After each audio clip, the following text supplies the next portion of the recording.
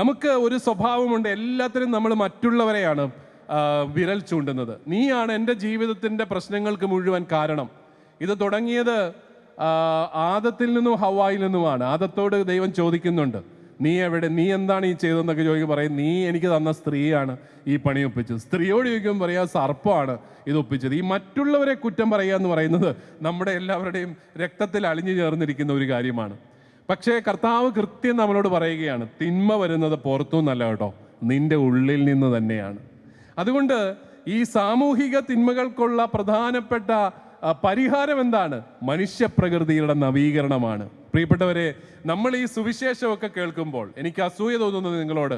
നിങ്ങൾ 5-6 ദിവസം ഇവിടെ ഈ പന്തല് കെട്ടി ദൈവകൃപയുടെ ഈ കൂടാരത്തിലിരുന്ന് അനേകം മണിക്കൂറുകൾ ദൈവത്തിൻ്റെ വചനം കേൾക്കുകയാണ്. ദൈവത്തിൻ്റെ വചനം കേട്ട് കേട്ട് കേട്ട് മനുഷ്യൻ്റെ ഹൃദയം രൂപാന്തരപ്പെടുന്ന ഈ അനുഭവം ഉണ്ടാകുന്നു. ഈ വലിയ ഒരു ട്രാൻസ്ഫർമേഷൻ അവിടെ നടക്കുകയാണ്.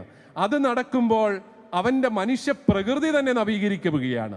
ദൈവത്തിൻ്റെ വചനത്തിന് മനുഷ്യപ്രകൃതിയെ നവീകരിക്കാനുള്ള വലിയ ശക്തിയുണ്ട് എന്നുള്ളത് നമ്മൾ തിരിച്ചറിയണം. ദൈവത്തിൻ്റെ വചനം കേൾക്കുമ്പോൾ മാത്രമാണ്, വചനത്തിലേക്ക് കടന്നു വരിക മാത്രമാണ് ഇതിനൊക്കെയുള്ള ഒരു പരിഹാരം. എല്ലാ സാമൂഹിക തിന്മകളുടെയും പരിഹാരം ഈശോ മിശിഹായെ കണ്ടെത്തുക എന്നുള്ളതാണ്. കാരണം അവനാണ് മാനുഷികതയുടെ പൂർണ്ണത. അവൻ പൂർണ്ണ മനുഷ്യനും പൂർണ്ണ ദൈവവുമാണെങ്കിൽ അവനെ കണ്ടെത്തുന്നവൻ, അവനെ ഏകരക്ഷകനായിട്ട് ഏറ്റുപറയുന്നവന് പിന്നെ മാനവികതയ്ക്കെതിരായിട്ട് ഒന്നും ചെയ്യാനായിട്ട് സാധിക്കുകയില്ല. അവന് സ്വയം നശിപ്പിക്കാൻ സാധിക്കുകയില്ല. നമുക്കറിയാം, മദ്യപാനവും ലഹരിയും എല്ലാം സ്വയം നശിപ്പിക്കലാണ്. അവന് മറ്റുള്ളവരെ നശിപ്പിക്കാനായിട്ട് സാധിക്കുകയില്ല. അവന് ആരോടും വിവേചനം പുലർത്താനായിട്ടാവില്ല. അവൻ ആരോടും ക്രൂരത കാട്ടാനായിട്ട് സാധിക്കുകയില്ല. അവന് ആരുടെയും സമ്പത്തോ എന്തെങ്കിലുമൊക്കെ തട്ടിയെടുക്കാനും സാധിക്കുകയില്ല. കാരണം അവൻ ഈശോ മിശിഹായെ അറിഞ്ഞവനാണ്, അവൻ ഈശോയെ കണ്ടെത്തിയവനാണ്, ഈശോയെ രക്ഷകനായിട്ട് ഏറ്റുപറഞ്ഞവനാണ്. ഈശോയെ ഏകരക്ഷകനായിട്ട് ഏറ്റുപറയുമ്പോൾ നമ്മളിലുണ്ടാകുന്ന അടിസ്ഥാനപരമായ ഒരു വലിയ വ്യത്യാസം, ഈശോയിൽ നവീകരിക്കപ്പെട്ടവരായിട്ട് നമ്മൾ മാറുകയാണ്. ജെറമിയ പ്രവാചകന്റെ പുസ്തകം 17-ാമത്തെ അധ്യായം 9-ാമത്തെ വാക്യം. ജെറമിയ 17:9 മനുഷ്യപ്രകൃതിയെക്കുറിച്ച് ഏറ്റവും മോശമായ ഭാഷയിലാണ് അവിടെ എഴുതിയിരിക്കുന്നത്. ഹൃദയം മറ്റെന്തിനേക്കാളും കാപട്യമുള്ളതാണ്, ശോചനീയമാം വിധം ദുഷിച്ചതാണ്, അതിനെ മനസ്സിലാക്കാൻ ആർക്കാണ് കഴിയുക? അതാണ് ജെറമിയ പ്രവാചകന്റെ പുസ്തകത്തിൽ മനുഷ്യ ഹൃദയത്തെക്കുറിച്ച് പറയുന്നത്.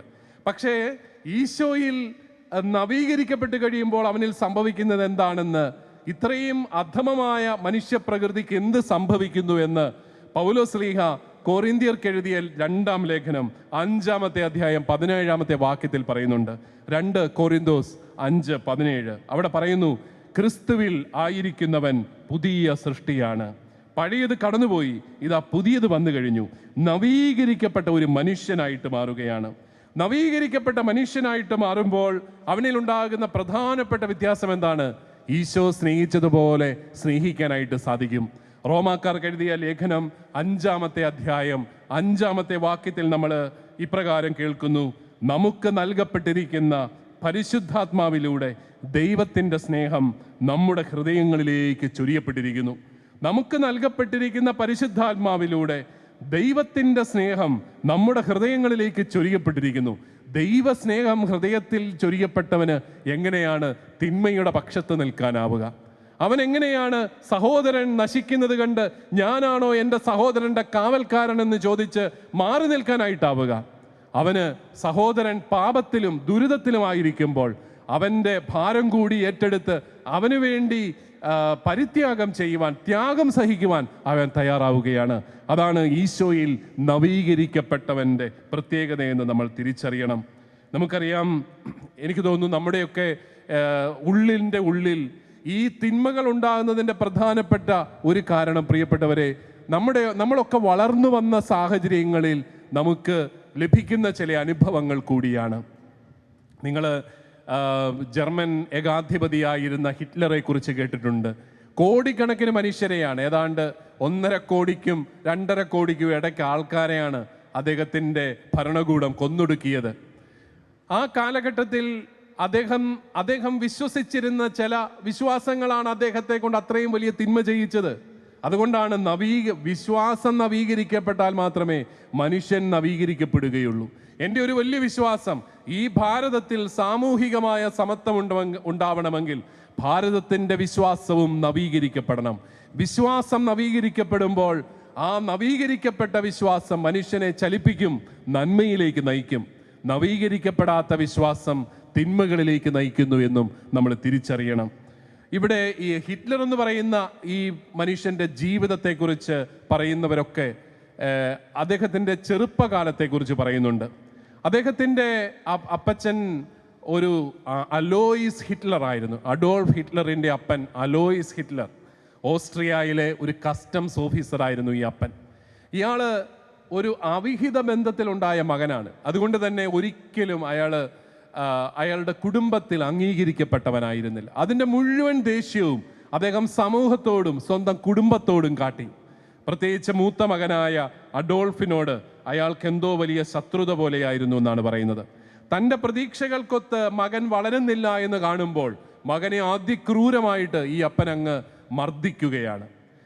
പക്ഷെ ഇവൻ്റെ മനസ്സ് അതിലൂടെ, ഈ മർദ്ദനങ്ങളിലൂടെ കഠിനമാവുന്നതായിട്ട് നമുക്ക് കാണാനായിട്ട് സാധിക്കും. അവൻ അങ്ങനെ ഇരിക്കുമ്പോൾ ചെറുപ്പകാലത്ത് തന്നെ കാൾ മേയ് എന്ന് പറയുന്ന ഒരു മനുഷ്യൻ്റെ പുസ്തകം വായിച്ചു. ആ പുസ്തകത്തിൽ നിന്ന് ഹിറ്റ്ലറിന് ഒരാശയം കിട്ടുകയാണ്. എന്താണത്? കരുത്തരായ മനുഷ്യർ, ധീരരായ മനുഷ്യർ വേദന പുറത്ത് കാട്ടാറില്ല. വേദന പുറത്ത് കാട്ടുന്നവൻ ബലഹീനനാണ്, മണ്ടനാണ്, ഭീരുവാണ്. കരുത്തരായ മനുഷ്യർ വേദന പുറത്ത് കാട്ടാറില്ല. അതുകൊണ്ട് ഞാനും ഇനി വേദന പുറത്ത് കാട്ടുകയില്ല. എന്തേരം തല്ലുകൊണ്ടാലും ഞാൻ കരയുകയില്ല. അവൻ ഒരു ദിവസം അമ്മയോട് പറയുകയാണ്, അമ്മേ, അപ്പൻ ഇന്ന് എന്നെ 32 പ്രാവശ്യം അടിച്ചു, പക്ഷെ ഞാൻ കരഞ്ഞില്ല. അത് അവൻ്റെ ഒരു വലിയ നേട്ടമായിട്ട് മാറുകയാണ്.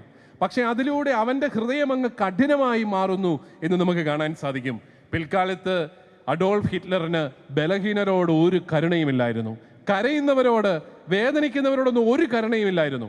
അവരാരും നമ്മുടെ കൂടെ വേണ്ട, അവരെ എല്ലാം ഉന്മൂലനം ചെയ്തേക്കാൻ ഉത്തരവിട്ട ആളാണ് അദ്ദേഹം. കാരണം അദ്ദേഹത്തിൻ്റെ മനസ്സ് കഠിനമാവുകയാണ്. എനിക്ക് തോന്നുന്നു നമ്മുടെയൊക്കെ ഈ അലോയിസ് ഹിറ്റ്ലർ എന്ന് പറയുന്ന മനുഷ്യൻ കുറച്ചുകൂടെ കരുണയോടെ അഡോൾഫിനെ വളർത്തിയിരുന്നെങ്കിൽ ആ 1.5-2.5 കോടി ജനങ്ങളുടെ ജീവൻ രക്ഷിക്കാൻ സാധിച്ചേനെ. പക്ഷേ ഒരു കുടുംബത്തിലെ ക്രൂരമായ അനുഭവങ്ങൾ ഓരോ മകനെയും മകളെയും എത്രമാത്രം സാമൂഹിക തിന്മകളിലേക്ക്, വലിയ ക്രൂരതകളിലേക്ക് നയിക്കുന്നു എന്നുള്ളത് നമ്മൾ തിരിച്ചറിയണം. പ്രിയപ്പെട്ടവരെ, നമ്മുടെ സമൂഹത്തിന് നന്മയുണ്ടാവണമെങ്കിൽ അടിസ്ഥാനപരമായി നമ്മുടെ കുടുംബങ്ങളിൽ സ്നേഹമുണ്ടാവണം.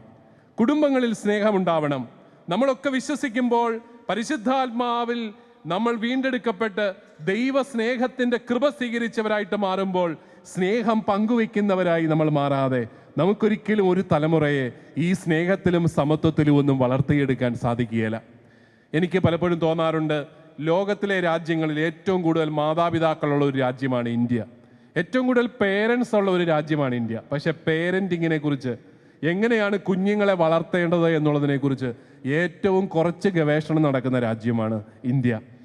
കാരണം നേരെ ചൊവ്വേ നമുക്ക് എങ്ങനെയാണ് മക്കളെ വളർത്തേണ്ടത്, എങ്ങനെയാണ് അവരെ സ്നേഹിക്കാൻ പഠിപ്പിക്കേണ്ടത്, ഇതൊന്നും നമ്മൾ വേണ്ട രീതിയിൽ പരിഗണിക്കുന്നില്ല. നമ്മൾ കുഞ്ഞുങ്ങളെ സ്നേഹിക്കാനാണ് പഠിപ്പിക്കേണ്ടത്. നിങ്ങൾ ഓർക്കണം, പണ്ടൊക്കെ നമ്മൾ വീട്ടിൽ ഭിക്ഷ യാചിച്ചുകൊണ്ട് ആരെങ്കിലും വന്നാൽ കുഞ്ഞിനെ കൊണ്ടാണ് 10 പൈസയാണെങ്കിൽ ആ 10 പൈസ കൊടുപ്പിക്കുന്നത്. പള്ളിയിൽ നേർച്ചയിടാൻ പോകുമ്പോൾ കൊച്ചിനെ കൊണ്ടാണ് നേർച്ചയിടിക്കുന്നത്. ആർക്കെങ്കിലും എന്തെങ്കിലും കൊടുക്കണമെങ്കിൽ മക്കളെ കൊണ്ടാണ് കൊടുപ്പിക്കുന്നത്.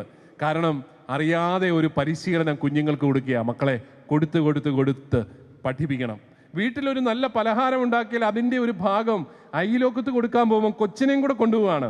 കുഞ്ഞിനെ കൊണ്ടാണ് കൊടുപ്പിക്കുന്നത്. എന്തിനാ? കൊടുക്കാൻ പഠിപ്പിക്കുകയാണ്. നമ്മൾ ഇന്ന് കൊടുക്കാൻ പഠിപ്പിക്കുന്നില്ല. നമുക്ക് ആകെപ്പാടെ 1-2 മക്കളൊക്കെ ഉള്ളൂ. അവരെല്ലാം ഒരു സ്വാർത്ഥതയുടെ ഒരു വല്ലാത്ത ലോകത്തിൽ അങ്ങ് സ്വയം അടച്ചു കഴിയുമ്പോൾ സ്നേഹിക്കാൻ ഈ കുഞ്ഞുങ്ങൾ പഠിക്കുന്നില്ല എന്നുള്ളതാണ് വാസ്തവം. ഒന്നും പങ്കുവെക്കാൻ പഠിക്കുന്നില്ല. പണ്ടൊക്കെ ഒത്തിരി മക്കളുള്ള വീട്ടിൽ മൂത്ത മകൻ എന്നൊക്കെ പറയുന്ന അപ്പൻ്റെ സ്ഥാനത്താണ്. അദ്ദേഹം മൂത്ത മക്കൾക്ക്, ഇളയത്തങ്ങൾക്ക് കൊടുത്ത് മാത്രമേ പരിചയമുള്ളൂ. എന്തിനാണ് ഇളയവൻ കരഞ്ഞാൽ പോലും മൂത്തവനുണ്ടായിരിക്കും ചിലപ്പോൾ അടി കിട്ടുന്നത്. പക്ഷെ അതൊക്കെ അങ്ങ് ഏറ്റുവാങ്ങി കൊടുക്കാൻ പഠിക്കുകയാണ്. അങ്ങനെ കൊടുത്ത് സ്നേഹിക്കാൻ പഠിക്കുന്ന ഒരു രീതി ഉണ്ടായിരുന്നു. ആ സ്നേഹിക്കാൻ കുഞ്ഞുങ്ങൾ പഠിക്കുന്നില്ല എന്നുള്ളതാണ് സാമൂഹിക തിന്മ സമൂഹത്തിൽ വളരാനായിട്ട് കാരണം. നമ്മൾ ഈ പ്രണയത്തിൻ്റെ പേരിലൊക്കെ ചെറുപ്പക്കാർ അങ്ങോട്ടും ഇങ്ങോട്ടും കൊല്ലുന്നു എന്നൊക്കെ പറയുമ്പോഴത്തേക്കും നമ്മൾ ചിന്തിക്കേണ്ടത് ഇവർക്ക് സ്നേഹിക്കാൻ അറിയാതെ പോയല്ലോ. സ്നേഹം എന്താണെന്ന് ഈ കുഞ്ഞുങ്ങൾ അറിയാതെ പോയല്ലോ. അവൻ്റെ വിചാരം സ്നേഹം എന്ന് പറഞ്ഞാൽ സ്വന്തമാക്കലാണ്, എന്ത് വില കൊടുത്തും സ്വന്തമാക്കലാണ്, എനിക്ക് കിട്ടിയില്ലെങ്കിൽ ഇത് ആർക്കും വേണ്ട എന്നുള്ള രീതിയിൽ നശിപ്പിക്കലാണ്. ഇതൊക്കെയാണോ സ്വന്തമാക്കൽ? ഇതൊക്കെയാണോ സ്നേഹം? സ്നേഹവും സ്വന്തമാക്കലും എത്രയോ വിരുദ്ധ ധ്രുവങ്ങളിലാണ് എന്ന് മനസ്സിലാക്കാനുള്ള ബോധം പോലും ഇല്ലാതെ നമ്മുടെ സമൂഹം മാറുകയാണ്. സ്നേഹിക്കാൻ പഠിക്കാൻ ഉള്ള ഒരു വൈമുഖ്യം നമ്മുടെ അനേകം വ്യക്തികളെ ക്രൂരമായ മനസ്സുകൾ രൂപീകരിക്കാനായിട്ട് ഇടയാക്കുന്നുണ്ട്.